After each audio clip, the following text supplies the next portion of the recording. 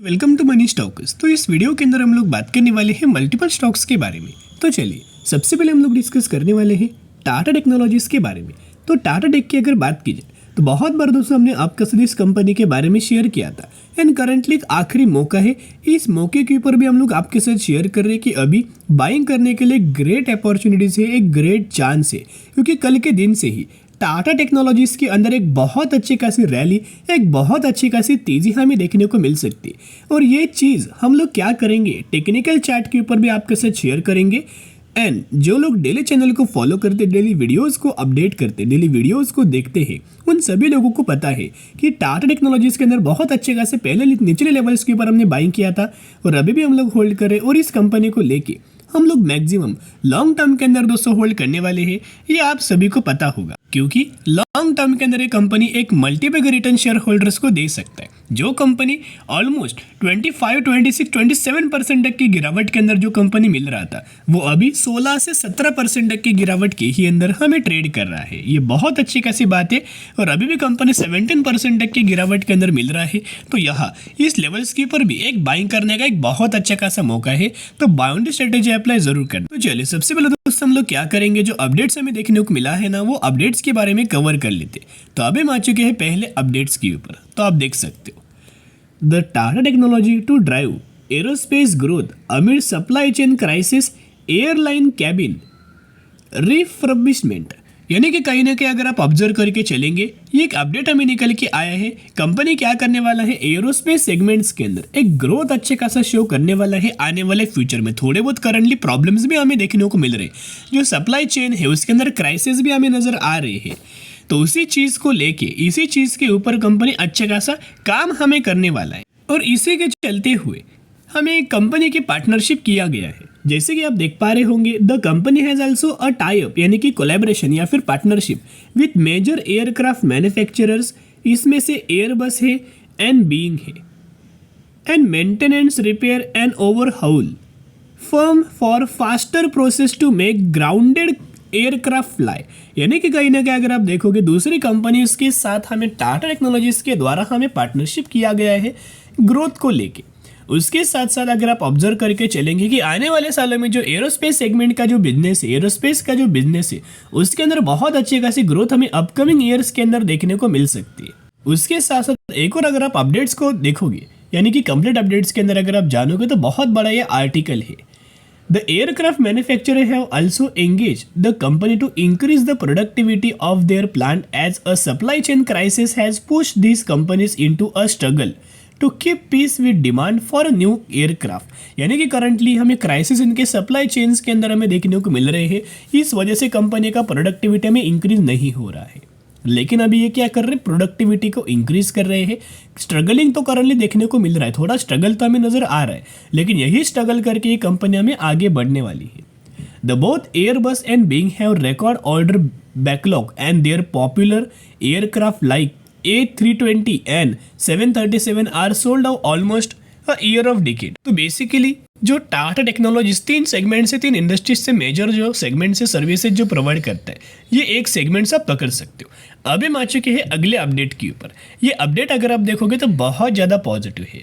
ये अपडेट हमें दिया गया है वॉरेन हैरिस इनके द्वारा। तो अपडेट क्या है, द टाटा टेक यानी कि Tata technology hopes to achieve 20 to 21% margin in next 2 to 3 years. यानी कि अगले 2 से 3 सालों में टाटा टेक्नोलॉजी ऑलमोस्ट 20 से 21% तक का मार्जिन हमें जनरेट कर सकता है, हमें अचीव कर सकता है, ऐसा इनका दोस्तों मानना है।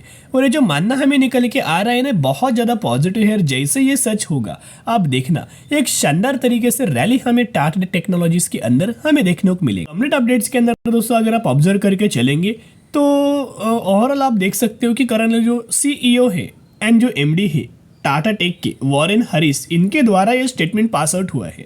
अगर दोस्तों कोई भी कंपनी के CEO और MD अगर इस तरीके से स्टेटमेंट्स अगर पास करते हैं ना, तो आप समझ सकते हो कि आने वाले सालों में ये जरूर हमें 101% ये अचीव, क्योंकि ऐसे दोस्तों स्टेटमेंट पास नहीं करेंगे, राइट। जब ये स्टेटमेंट पास करते हैं तो उनको कॉन्फिडेंस होता है कि यस हम लोग ये कर पाएंगे।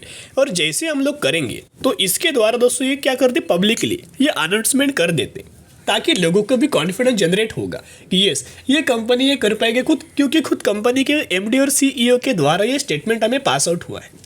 एंड कंपनी का बिजनेस दोस्तों ओवरऑल बहुत अच्छा है। आपको पता होगा कि कंपनी कितना ज़्यादा हमें फंडामेंटली स्ट्रॉन्ग है। ये कंपनी सर्विसेज भी अच्छे खासे प्रोवाइड करता है, right. And Tata Motors and JLR से मैक्सिमम रेवेन्यूज हमें टाटा हमें जनरेट करता है। तो यहाँ अगर आप देखोगे says that they have driven the business around over last 4 to 5 years and the transitional from 16 to 16.5 to 18.4 this year prominently going to be about margin preservation.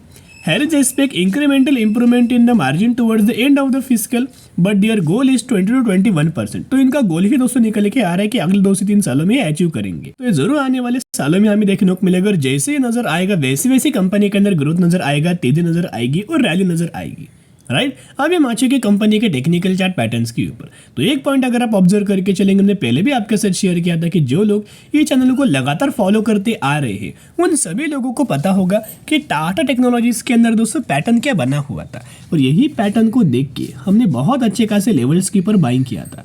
तो ये पैटर्न दोस्तों क्या बना हुआ था, ये एक पैरेलल चैनल हमें बना हुआ था, यहाँ आप देख सकते हो।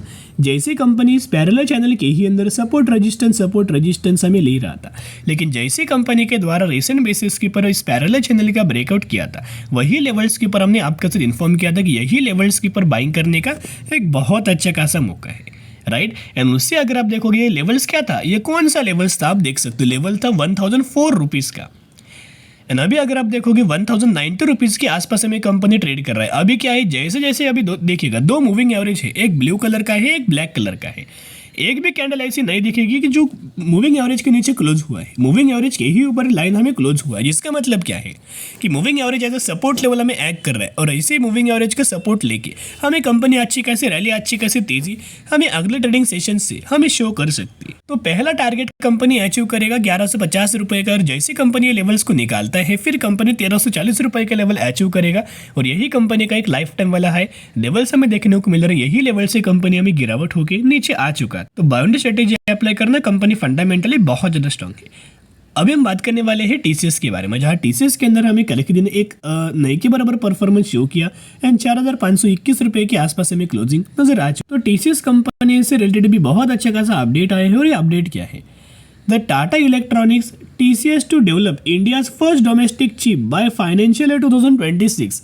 यानी कि दोस्तों TCS क्या करने वाला है, इंडिया का फर्स्ट डोमेस्टिक चिप मैन्युफैक्चरिंग करने वाला है, डेवलप करके देने वाला है 2026 में। तो ये बहुत अच्छी खासी बात है। और अगर आप ऑब्जर्व करके चलेंगे, the Tata electronic plan to launch the first chip from the Assam facility by late 2025 और early 2026, targeting the sector like automotive, electronic, power, consumer goods and health care.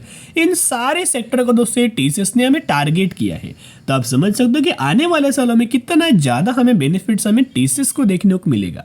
तो TCS की अगर आप फ्राइडे के दिन जैसे कम मार्केट क्लोज हुआ था, यहाँ दोस्तों डिलीवरीज बहुत अच्छे खासा शो हुआ था। तो TCS के अंदर डिलीवरीज अगर आप ऑब्जर्व करेंगे तो 53% तक के डिलीवरीज हमें देखने को मिला। तो क्या होता है ना, बड़ी कंपनीज के अंदर जनरली जो पब्लिक होती है, रिटेलर्स होते हैं, वो बहुत ज़्यादा बाइंग नहीं करता। यहाँ दोस्तों बाइंग किया जाता है 2 लोगों के द्वारा, जो कि बहुत ज़्यादा दोस्तों ये लोग हर एक कंपनी के अंदर फंडामेंटल स्टॉक के अंदर हमें बाइंग करते हैं। तो एक है FIS, यानी कि कौन होते हैं FIS, एंड सेकेंड है DIS। FIS यानी कि फॉरेन इन्वेस्टर्स एंड DIS यानी कि डोमेस्टिक इन्वेस्टर्स। DIS के अंदर दोस्तों आप म्यूचुअल फंड्स को पकड़ सकते हो। ये लोग लगातार दोस्तों जम के हमें खरीदारी करते हैं। तो हर एक कंपनी का दोस्तों म्यूचुअल फंड्स का डेटा मैं आपके साथ शेयर करता हूँ, और लेटेस्ट मंथ का अगस्त मंथ का म्यूचुअल फंड्स का डेटा अपडेट हो चुका है, और ये TCS का ही डेटा आपके साथ शेयर कर रहा हूँ, जिसके अंदर 172 म्यूचुअल फंड्स की खरीदारी एंड 62 म्यूचुअल फंड्स की सेलिंग हमें देखने को मिला। अभी भी अगर आप ऑब्जर्व करेंगे तो लगातार दोस्तों म्यूचुअल फंड्स हमें खरीदारी कर रहे हैं। तो हर एक मंथ का डेटा अगर आप देखोगे तो सिर्फ 2 मंथ में म्यूचुअल फंड्स ने सेलिंग किया था, एक है अप्रैल और एक है जुलाई। बाकी हर एक मंथ के अंदर म्यूचुअल फंड्स के द्वारा हमें जम के दोस्तों खरीदारी किया है, मार्च, मई, जून एंड अगस्त।